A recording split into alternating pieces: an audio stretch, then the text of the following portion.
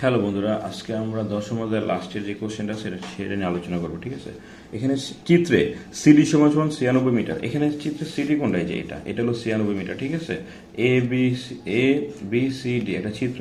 এটা হলো 60 ডিগ্রি কোণ, এটা হলো 30 ডিগ্রি কোণ। 60 ডিগ্রি কোণটা সবসময় কাছের দিকে থাকে আর 30 ডিগ্রি কোণটা একটু দূরে থাকে। ঠিক আছে, এখন দেখো প্রশ্নে কি বলছে। প্রশ্ন বলছে সিডি সমান সমান 96 মিটার আর সিএডি এর ডিগ্রি নির্ণয় করো। তাহলে সিএডি কোনটা হবে? দেখো সিএডি মানে এই ডিগ্রি মান নির্ণয় করতে বলছে। ঠিক আছে, আর এটা নির্ণয় করার জন্য তোমার কি করতে হবে সেটা একটু দেখো। সেটা হলো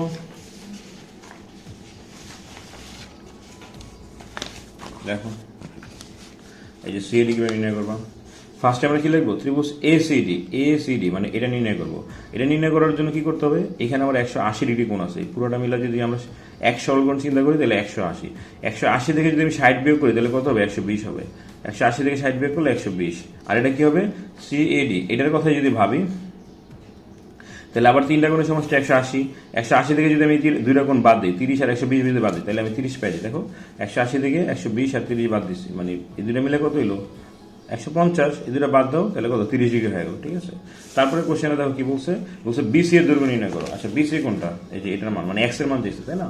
তাহলে সেক্ষেত্রে দেখো ত্রিভুজ এবিসি, হ্যাঁ, এবিসি ত্রিভুজের ভিতরে আমরা 10-60 ডিগ্রি ধরবো। 10-60 ডিগ্রি ধরলে কি হবে? লম্ব বাই ভূমি, লম্বটা উপরে ধরবা আর ভূমিটা নিচে ধরবা।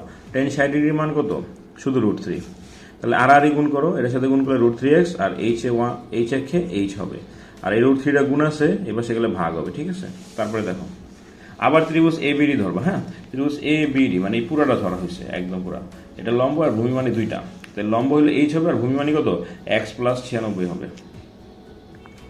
চলো ধরলাম 10-60 ডিগ্রি মান কত? 1/√3। হ্যাঁ, এখন আর গুণ করো, √3 সাথে h গুণ করলে √3h, 1 এর সাথে পুরোটা গুণ করলে এটাই হবে। x এর মানটা এই পাশ থেকে নিবা। x এর মান কত ছিল এখানে? h/√3। এটা এখানে বসায় দাও x এর পরিবর্তে।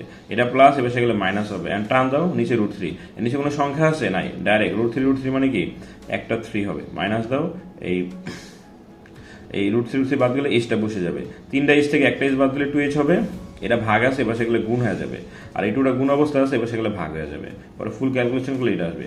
আর এক্স এর মান কত ছিল? এক্স সমান সমান h/√3। তাহলে এক্স এর পরিবর্তে ওই উপরে এইচ এর মানটা বসায় দিবা আর নিচে √3 থাকবে। ভাগ করে দাও, 48 পাবো। ঠিক আছে, পরের কোশ্চেনে দেখো কি বলছে।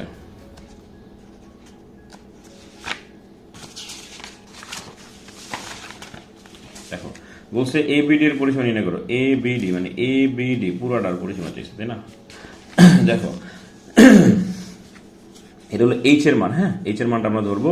বিসির মান তো পাইছি আর সিডির মান তো দেওয়াই আছে। এখন শুধু এডির মানটা নাই। এডির মানটা ব্যবহার করার জন্য কি করবো? sin 30 ডিগ্রি নিব, লম্ব বাই অতিভুজ। দেখো sin 30 ডিগ্রি লম্ব বাই অতিভুজ। লম্বটা উপরে ধরবা, অতিভুজটা নিচে ধরবা। লম্ব কি? sin 30 ডিগ্রি মানে কি? হাফ। আর এবির মান হবে 83.138 আর নিচে এডি। আর গুণ করো, এটার সাথে গুণ করলে এডি হবে, এটার সাথে গুণ করলে এটা আসবে। তাহলে এবিডির পরিসীমা মানে কি? পুরা বাউন্ডারি যোগ করে দিবা। এটা যোগ এটা যোগ এটা যোগ এটা পুরাটা, এই সবগুলোর যোগ করলে দেখো 1 2 3 4 চারটা মান। এভাবে কিভাবে? 1 2 3 4 এই চারটা মান যোগ করে দেবো। হ্যাঁ, যোগ করলে কত আসবে? 393.414 হবে। ঠিক আছে, এই ছিল অ্যান্সার। আজকে ভিডিওটা এতটুকুই থাক। তোমরা বারবার টেনে টেনে দেখবা, ইনশাআল্লাহ তোমরা ভালো পারবা।